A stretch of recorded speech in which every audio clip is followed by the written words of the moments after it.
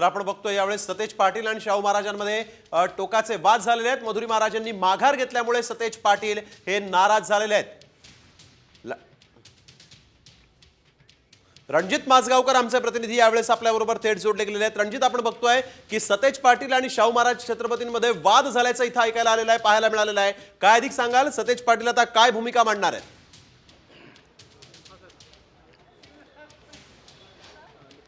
खरं तर 3 वाजेपर्यंत राजेश लाटकर जे पहिले काँग्रेसचे होते आणि नंतर अपक्ष म्हणून त्यांनी उमेदवारी अर्ज दाखल केला, त्यांची मनधरणी करण्यामध्ये राजे घराणे आणि सतेज पाटील हे कमी पडले आणि राजेश लाटकर 3 वाजेपर्यंत आलेच नाहीत। त्यामुळं राजे घराण्याने हा निर्णय घेतला की मधुरी महाराजांची आता उमेदवारी अर्ज माघार घ्यावा लागेल।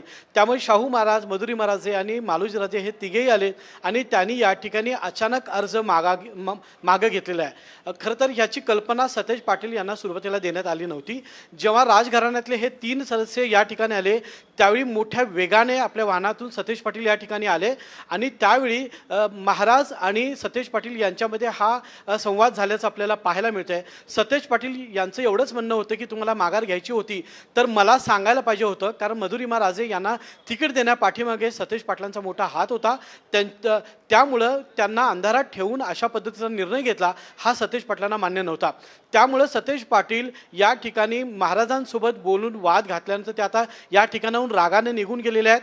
आता काँग्रेसचा अधिकृत उमेदवार कोल्हापूर उत्तरमध्ये नसणार आहे, त्यामुळे राजेश लाटकर हे अपक्ष उमेदवार यांना पुन्हा काँग्रेस पुरस्कृत म्हणून उमेदवारीमध्ये निवडणुकीमध्ये आणतात का हे पाहणं तितकंच गरजेचं आहे आणि अशा पद्धतीने सतेज पाटील हे प्रयत्न करतायत का हे पाहणं गरजेचं आहे। जेव्हा सतेज पाटील या परिसरातून रागाने निघून गेले त्यावेळी त्यांचे जमलेले अनेक कार्यकर्ते त्या सुसाट वेगाने या ठिकाणाहून निघून गेलेले आहेत। आता राजेश लाटकर हे सकाळपासून नॉट रिचेबल आहेत, ते नेमकं कुठं गेले याचा तपास चालू आहे। सगळ्यांना वाटत होतं की ते ऐन टायमाला 2:45 वाजता येऊन माघार घेतील, पण तसं झालेलं नाही। आता महायुती आणि महाविकास आघाडीऐवजी महायुतीचे राजेश क्षीरसागर आणि अपक्ष उमेदवार राजेश लाटकर यांच्यात ही लढत होणार आहे आणि ही लढत होत असताना आता काँग्रेस राजेश लाटकर यांना मदत करता का हे पाहणं आता तितकंच महत्त्वाचं ठरणार आहे। बिलकुल रणजित, एक महत्त्वाचा प्रश्न असा आहे की जर कधी सतेज पाटीलांनी भूमिका घेतली होती, मधुरी महाराजांना माघार घेऊ नका असं ते म्हणत होते, मग नेमकं अशी काय वेळ आली की ही माघार घ्यावी लागली आणि इथं आपला उमेदवार म्हणजे अधिकृत उमेदवार काँग्रेसचा माघार घ्यावा लागला? ही पहिल्यांदाच असं घडलं असावं कोल्हापुरात की अधिकृत उमेदवार पक्षाने दिलेला माघार घेतोय आणि अपक्ष म्हणून जो उमेदवार आहे त्याच्यासाठी म्हणून माघार घेण्याची वेळ आलेली आहे। का नेमकी अशी वेळ आली छत्रपती घराण्यावर, या संदर्भात काही माहिती?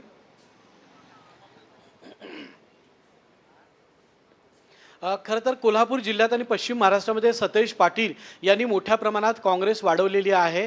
चांगलं स्थान त्यांनी काँग्रेसचं या पश्चिम महाराष्ट्रात केलेलं आहे। त्यामुळे सतेज पाटील ज्या उमेदवाराला सांगतील त्यालाच तिकीट खरं तर दिलं जातं। 15 दिवसांपूर्वी कार्यकर्ता पॅटर्न समोर आला होता आणि त्या पार्श्वभूमीवर राजेश लाटकर यांना कार्यकर्ता म्हणून ही उमेदवारी देण्यात आली होती। मात्र काँग्रेस अंतर्गत काही नगरसेवक असतील, काही नेते असतील यांनी राजेश लाटकर यांच्या उमेदवारीला विरोध केला आणि एका रात्रीमध्ये ही उमेदवारी बदलून मधुरी महाराजे यांना हे तिकीट देण्यात आलं होतं। त्यामुळं सतेज पाटील यांनी हे जे सगळे प्रयत्न केले होते ह्या दोन्ही उमेदवारांसाठी, असं असताना मधुरी महाराजे यांचं अचानक नाव आलं, त्यांना उमेदवारी दिली आणि माघार घेताना मात्र सतेज पाटील यांना राजे घराण्यानं विश्वासात घेतलं नाही, हा राग सतेज पाटलांना आहे। आता राजे घराण्यांचं म्हणणं असं आहे की सुरुवातीला मधुरी महाराजे जरी निवडणुकीच्या रिंगणात असल्या तरी एकूणच सध्याची परिस्थिती पाहता राजेश लाटकर यांना आम्ही उमेदवारी देतोय, कारण ते माघार घेतील असं त्यांना वाटत होतं। पण राजेश लाटकर माघार घेत नाहीत, ते कार्यकर्ते आहेत, नेते आहेत, त्यामुळं त्यांना ती निवडणूक लढवू द्या, आम्ही यातून स्वतःहून माघार घेत आहोत असा स्वतः निर्णय शाहू महाराज छत्रपती यांनी घेतला आणि त्या पार्श्वभूमीवर त्यांनी मधुरी महाराजे आणि मालोजीराजे यांच्यासोबत येऊन त्यांनी स्वतः सर्वांसमोर हा अर्ज आम्ही माघार घेत असल्याचं जाहीर केलं। मात्र हे जाहीर करत असताना सतेज पाटलांना विश्वासात घेतलं नाही, याचं दुःख सतेज पाटलांना आहे। त्यामुळं हा सगळा ड्रामा आपल्याला या ठिकाणी पाहायला मिळालेला आहे। रणजित, थोडं तुम्हाला थांबवतोय आणि यावेळेस पुन्हा एकदा ऐकूयात आपण की कशा पद्धतीने हा सगळा वाद झाला। माझी फसवणूक केल्यासारखं आहे, माझी फसवणूक केल्यासारखं आहे। पूर्णपणे माझी फसवणूक केला सर, हे नाही चाललं म्हणजे ह्याला ही काही पद्धत नाही झाली. मग आधीच निर्णय घ्यायचा होता नाही म्हणून, आम्हाला काय अडचण होती, आधीच निर्णय घ्यायचा होता ना नाही म्हणून. नाही हे चुकीचं आहे महाराज, म्हणजे हे काय बरोबर नाही, मला मान्य नाही. मग आधीच निर्णय घ्यायचा होता नाही म्हणून ना, मला तोंड कशी पाडायची काय गरज होती? हा ते जे बरोबर नाही, अजिबात बरोबर नाही. लक्षात ठेवा, तुम्हाला सांगतो मी जेवढ्याने आग लावली की मी तेवढ्या सगळ्यांना सांगतो.